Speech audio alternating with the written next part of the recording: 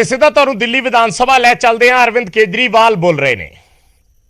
अखबार में अगर देश के खिलाफ कोई खबर छपती, भारत के खिलाफ कोई खबर छपती है, हर भारतीय के दिल में बहुत पीड़ा होती है। इस किस्म की खबर अगर छपती है तो बहुत तकलीफ होती है। आज देश में दिल्ली सरकार शायद अकेली सरकार है जो ऐसे ऐसे काम कर रहे हैं जिसकी चर्चा पूरी दुनिया में हो रही है। पूरी दुनिया के अंदर आज देश का नाम रोशन कर रहे हैं। जैसे डोनाल्ड ट्रंप साहब की वाइफ आई थी, वो मिलेनिया ट्रंप, मैंने पता किया चारों तरफ से, हर जगह अपने पति के साथ, अमेरिका के राष्ट्रपति के साथ जाया करती थी, दुनिया के हर देश में। मैंने पता किया भाई कहां कहां गई, जहां वो स्कूल देखने गई, अभी तक कहीं पूरी दुनिया में कोई स्कूल देखने नहीं गई। जब दिल्ली में आई तो बोली हम दिल्ली सरकार के आम आदमी पार्टी के स्कूल देख के आऊंगी। ये तो गर्व की बात है, पूरे देश के लिए गर्व की बात थी। यूएन के फॉर्मल सेक्रेटरी जनरल बान की मून साहब दिल्ली आए, स्पेशली दिल्ली के मोहल्ला क्लिनिक देखने के लिए। और ये खबर कि वो दिल्ली आके मोहल्ला क्लिनिक देखने के, ये पूरी दुनिया के सारे अखबारों में छपी, सारे देशों के सारे अखबारों में ये खबर छपी कि बान की मून और नॉर्वे की फॉर्मर प्राइम मिनिस्टर दोनों दिल्ली के मोहल्ला क्लिनिक देखने के लिए आए। फिर अभी सिंगापुर की सरकार ने मेरे को कहा जी आप बहुत अच्छा काम कर रहे हो, हम आपके लिए पूरी दुनिया के मेयर बुलाएंगे और उन सारे मेयर को आके आप बताओ कि आप कैसे अच्छा काम कर रहे हो, उनको सिखाओ। ये तो देश के लिए कितने गौरव की बात है कि हमारे देश के किसी आदमी को बुलाया गया कि सिंगापुर, पूरे दुनिया के मेयर को हमें सिखाने का मौका मिलता। पूरा देश इसकी वजह से बड़ा खुश है।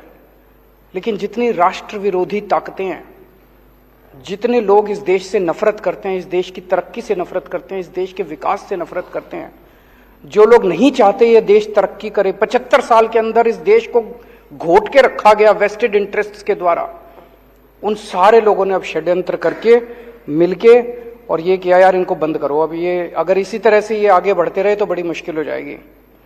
और इन लोगों ने मिलके एक षड्यंत्र रचा कि दिल्ली की सरकार गिराई जाए, दिल्ली की सरकार खत्म की जाए।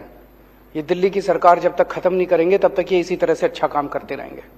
ये जितनी राष्ट्र विरोधी ताकतें हैं सारे इकट्ठे हो गए हमारे खिलाफ, सारों ने इकट्ठा होकर ये षड्यंत्र रचा। षड्यंत्र रच के सबसे पहला काम इन्होंने किया, मनीष सिसोदिया के ऊपर एक झूठा आरोप लगाया। बोला मनीष सिसोदिया शराब में पैसे खा गया। हमने बार बार इनसे पूछा जी क्या पैसे खा गया, क्या घोटाला क्या है?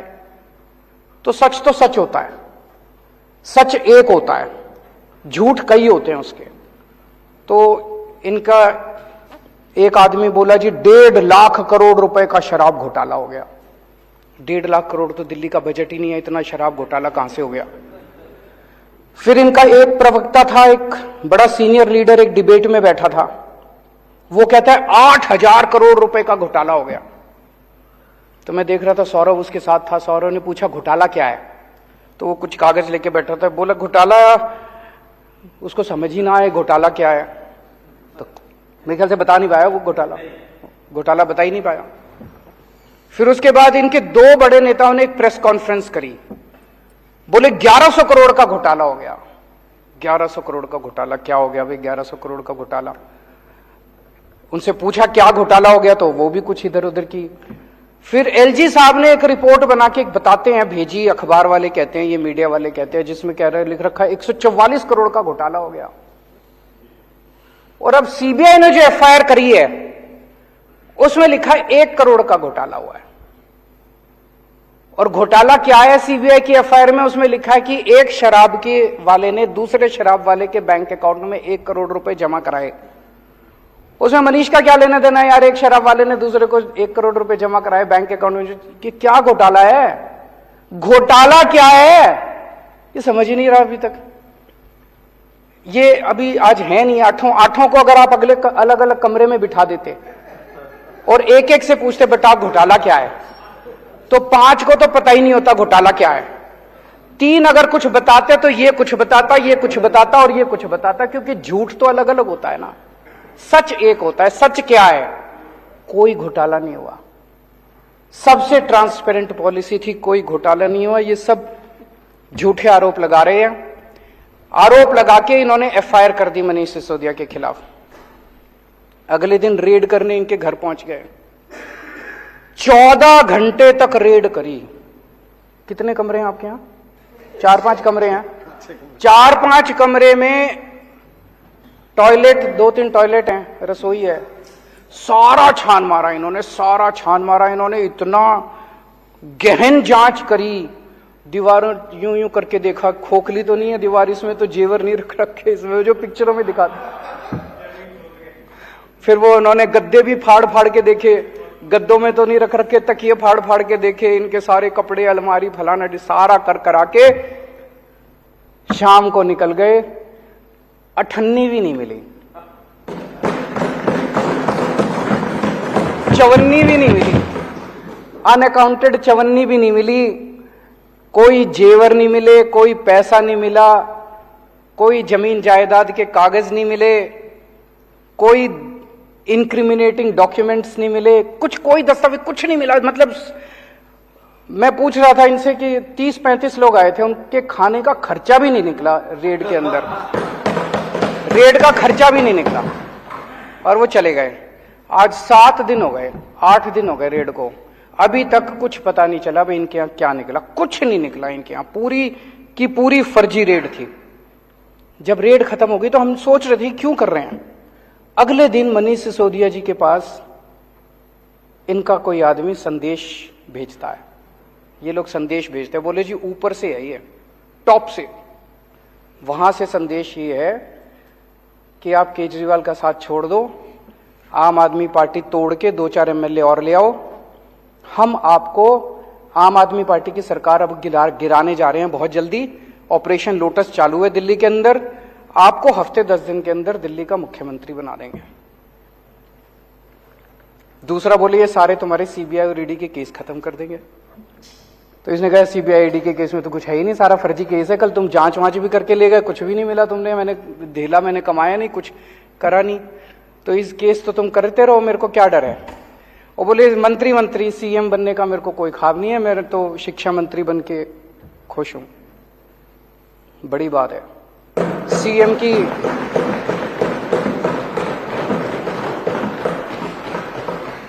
की कुर्सी ठुकराना कोई हंसी खेल थोड़ी है। नहीं तो आदमी तो सीएम की कुर्सी के लिए पता नहीं इतिहास में कितने बड़े बड़े बवंडर हुए हैं, कितने बड़े बड़े, तो सीएम की कुर्सी ठुकरा दी इन्होंने। मैंने पिछले जन्म में कुछ पुण्य किए होंगे जो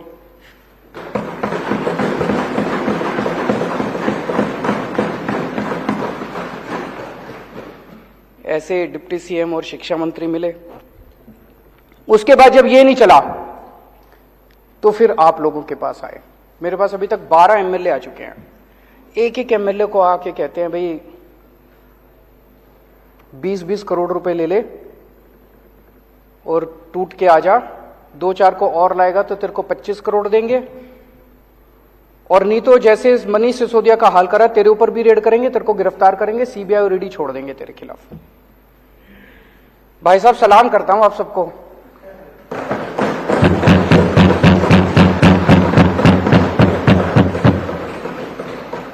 कोई नहीं टूटा, एक भी नहीं तोड़ पाई अभी तक।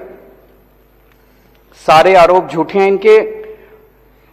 तो जो पता चला उनको एमएलए को इन्होंने कहा भाई 40 एमएलए हमें चाहिए, 40 एमएलए तोड़ने हैं, 20-20 करोड़ रुपए एक को देंगे। 800 करोड़ रुपए इन्होंने कहीं रख रखे हैं दिल्ली में। ऑपरेशन लोटस दिल्ली इस नाम से चल रहा है, ऑपरेशन लोटस दिल्ली के नाम से इनका पूरा ये ऑपरेशन है। 800 करोड़ रुपए इन्होंने कहीं रख रखे हैं 20-20 करोड़ के हिसाब से। सब ये पूछ रहे हैं कि ये 800 करोड़ रुपए कहां हैं, किसके हैं। आज इस सदन में मैं बताऊंगा ये पैसे किसके हैं। आज मैं खुलासा करूंगा ये 800 करोड़ रुपए किसके हैं।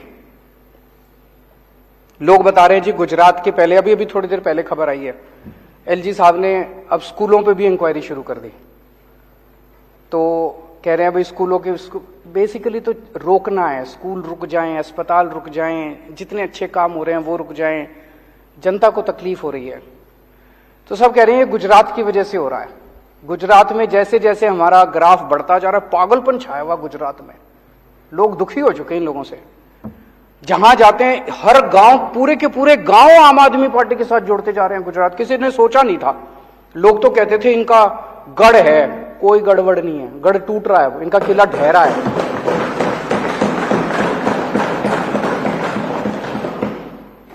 तो लोग तो यही कह रहे हैं जी, दिसंबर में सरकार बनने के बाद गुजरात में इनके 27 सालों की आप इंक्वायरी कराओगे, तब तक ये इंक्वायरी करा रहे हैं दिल्ली के अंदर।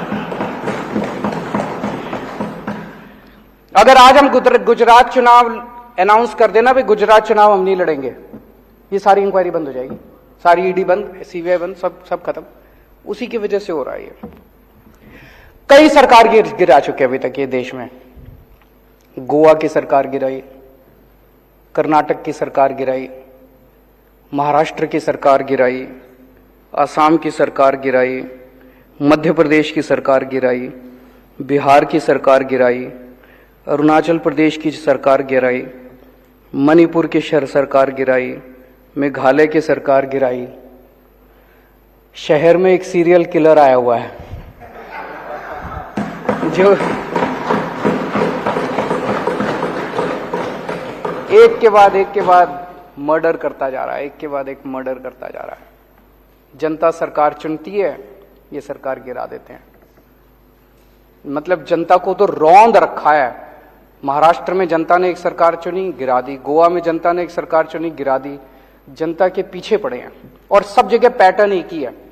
अभी जैसे महाराष्ट्र में भी हम लोगों ने देखा, जितने टूट के इधर से उधर गए, बताते हैं सबके पीछे सीबीआई ईडी पड़ी थी। सीबीआई और ईडी उनको बुला रही थी, जैसे वो इधर से उधर गए सीबीआई ईडी के केस बंद। सेम पैटर्न हर जगह यही चल रहा है। पहले ये सीबीआई और ईडी के केस लगाते हैं 4-5 के खिलाफ, तो दूसरे वाले सारे डर के, जिन्होंने गलत काम कर रखे होते हैं, वो सारे डर के फिर उनको मैसेज भेजते हैं, भाई तुम्हारा भी यही हाल कर देंगे तुम, तो सारे इनके पास आ जाते हैं, फिर ये तोड़ लेते हैं, फिर ये सरकार गिरा देते हैं। सेम पैटर्न है, वो जो सीरियल किलर का पैटर्न होता है। आपने वेब सीरीज देखी होंगी, आजकल काफी आ रही हैं, जैसे सीरियल किलर का पैटर्न होता है ना, वैसे उसी पैटर्न, सेम पैटर्न है। यही पैटर्न इन्होंने दिल्ली में किया कि सीबीआई ईडी भेजी, पहले सत्येंद्र के खिलाफ भेजी, फिर मनीष के खिलाफ भेजी। अब आपको डरा रहे हैं कि तुम्हारा भी यही हाल कर देंगे, सत्येंद्र वाला हाल कर देंगे, तुम्हारा मनीष वाला हाल कर देंगे। डरा के ये दिल्ली में आम आदमी पार्टी को तोड़ना चाहते हैं। लेकिन हमने कुछ गलत कर ही नहीं रखा, तो हम सीबीआई और ईडी से क्यों डरे? हम कहते हैं कर लो, हमें जेल जाने से डर नहीं। सारे इनमें आधे से ज्यादा तो जेल जा चुके, तो कर लो, जो करना कर लो, हमारे को क्या फर्क पड़ता है। अभी तक 277 एमएलए खरीद चुके हैं ये लोग। 277 एमएलए पिछले कुछ सालों के अंदर ये लोग खरीद चुके हैं। दिल्ली में अभी रेट 20 करोड़ का था, महाराष्ट्र में सुनते थे 50 करोड़ है। दिल्ली वालों को पता नहीं क्यों, दिल्ली में कह रहे पर मान लो 20 भी मान लो, 20 करोड़ के हिसाब से खरीदा, तो 277 एमएलए के लिए इन्होंने 5,500 करोड़ रुपए खर्च किए, और दिल्ली के लिए 800 करोड़ रख रहे हैं, तो 6300 करोड़ रुपए, 6300 करोड़ रुपए इन्होंने ऑपरेशन लोटस में खर्च किए। ये पैसा कहां से आया? ये पैसा किसका है? 6300 करोड़ रुपए खर्च कर दिए इन लोगों ने एमएलए खरीदने में। ये किसका पैसा है? इसका मैं आज खुलासा करना चाहता हूं। आज देश का हर आदमी महंगाई से बड़ा परेशान है। 2014 में डीजल का दाम था 54 रुपए, अब हो गया 90 रुपए। पेट्रोल का दाम था 2014 में 60 रुपए, अब हो गया 110 रुपए। सीएनजी 37 रुपए थी, 75 रुपए पहुंच गई। एलपीजी 410 रुपए की थी, 1053 रुपए का एक सिलेंडर हो गया। वनस्पति ऑयल 70 रुपए का था, 170 रुपए हो गया। और नमक 7 रुपए का था, 15 रुपए हो गया। हर चीज के दाम बढ़ गए, डबल ट्रिपल हो गए। एक आम आदमी बेचारा, तनख्वाह बढ़ी नहीं है, घर कैसे चलाए तो कैसे चलाए वो? ये जितनी जीएसटी, ये जितना महंगाई हो रही है, इतना जीएसटी लगा दिया इन लोगों ने। ये सारा पैसा कहां जा रहा है? ये सारा पैसा 2 चीजों में जा रहा है। एक, अपने अरबपति दोस्तों के कर्जे माफ करते हैं, और दूसरे ये एमएलए खरीदते हैं। इन 2 चीजों में जा रहा है। महाराष्ट्र की सरकार गिरानी थी तो छाछ पे जीएसटी लगा दी, दही पे जीएसटी लगा दी, शहद पे जीएसटी लगा दी, गेहूं पे जीएसटी लगा दी, चावल पे जीएसटी लगा दी। अगर अपने एक दोस्त का कर्जा माफ करना होता है, पेट्रोल के दाम बढ़ा देते हैं। दूसरे के दोस्त का कर्जा माफ करना होता है, डीजल के दाम बढ़ा देते हैं। अगर गोवा की सरकार गिरानी होती है, यहां पे जीएसटी बढ़ा देते हैं।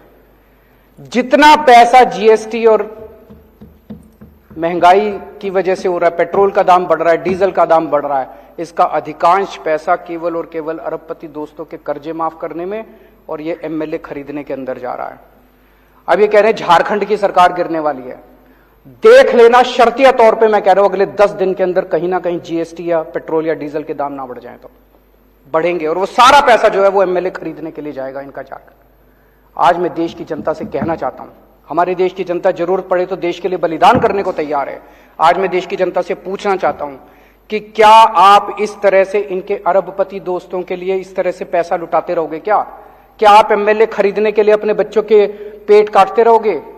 आज अगर हमारी सेना को पैसे की जरूरत पड़े, हमारे देश के लोग एक टाइम की रोटी नहीं खाएंगे, सेना के लिए कुछ भी कर देंगे, लेकिन क्या इनके अरबपति दोस्तों के लिए हम ये करने को तैयार हैं? आज एक तरह से कई लोगों को मैं जानता हूं, कई परिवार ऐसे हैं, पहले 1.5 किलो दूध लिया करते थे दिन का, अब वो कम करके 1 किलो कर दिया जब से ये महंगाई हो रही है, जब से ये जीएसटी लगा है। कई परिवार ऐसे हैं जिन्होंने एक टाइम की सब्जी लेनी बंद कर दी, अब नमक से रोटी खा लेते हैं। तो एक तरह से गरीब का खून चूस के, और वो पैसा ये अरबपति दोस्तों को दे रहे हैं, गरीब का खून चूस के इस देश के अंदर एक आदमी की सत्ता की हवस को पूरा करने के लिए सारा का सारा पैसा इस्तेमाल किया जा रहा है। क्या देश के लोगों को यह मंजूर है? हम भारत को नंबर 1 देश बनाना चाहते हैं। हमारा मकसद है, हमारा सपना है, पूरे देश के लोगों का सपना है कि भारत दुनिया का नंबर 1 देश बनना चाहिए। भारत दुनिया का नंबर 1 देश कैसे बनेगा?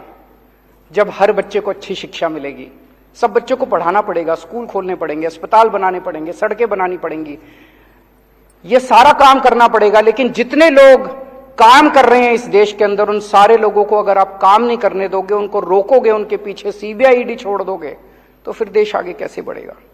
आपने इनके ये इतनी पीसी करते हैं, आपने देखा होगा कि कोई एक प्रेस कॉन्फ्रेंस इनकी काम से रिलेटेड होती है, सारी पॉलिटिकल गाली गलौज इसके खिलाफ उसके खिलाफ।